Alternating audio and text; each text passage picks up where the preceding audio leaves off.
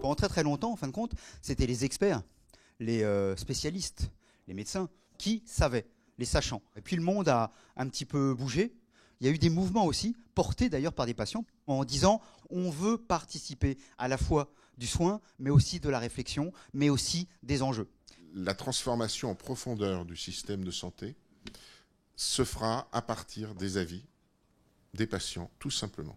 Parce que le patient est, dans une pathologie chronique, celui qui connaît le mieux sa pathologie. Du coup, les soignants ont été obligés de modifier un petit peu leur regard, parce que le patient est devenu un partenaire en quelque sorte. Et pourquoi c'est important que le patient aujourd'hui prenne sa place ? C'est parce qu'en fait, il peut accélérer le mouvement en faisant remonter de façon rapide les effets secondaires des traitements. Il peut accélérer le mouvement parce qu'il pourrait même aussi évaluer d'une certaine façon les pratiques médicales, les établissements de soins, et pas seulement avec des questionnaires d'évaluation.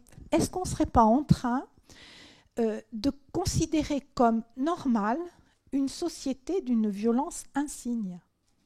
Qui, par la confiscation de la parole de la personne, organiserait au fond, par l'analyse des besoins et non pas des éléments de satisfaction ou de bonheur ou de mieux-être, des réponses à échelle industrielle, coûteuses et très souvent inadéquates. Alors, multiplication des canaux d'information ne crée-t-elle pas des malades imaginaires ? Waouh! C'est ça qui crée de la pertinence. Au contraire, une seule information peut être une fausse information et ça peut être un réel problème. Donc, il faut vraiment croiser les sources. L'affaire Levothyrox est une première, puisque c'est la première fois qu'on a une mobilisation citoyenne, en dehors même du milieu associatif, qui s'est faite toute seule grâce aux réseaux sociaux. Aujourd'hui, les professionnels de santé semblent s'orienter vers une utilisation de l'UDMP pour tout ce qui est prescription électronique, pour suivi du patient. L'assurance maladie aimerait qu'il y ait un hébergeur. Est-ce que là-dessus, il n'y a pas une difficulté à concilier encore une fois démocratie sanitaire et évolution du système ? Elles appartiennent à qui, les données de santé ? Aux patients ?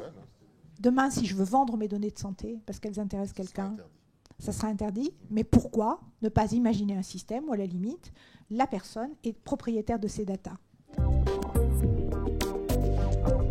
Maintenant, nous allons passer au moment des prix de la Fondation. Je vais demander à Sophie Boissard, la présidente de Corian et de la Fondation, et à Aude Letty de bien vouloir me rejoindre. Donc notre objectif, c'était de valoriser et de récompenser une action sociétale innovante portée par un acteur local et qui soit duplicable. Et la thématique cette année était l'intergénérationnel, les liens intergénérationnels.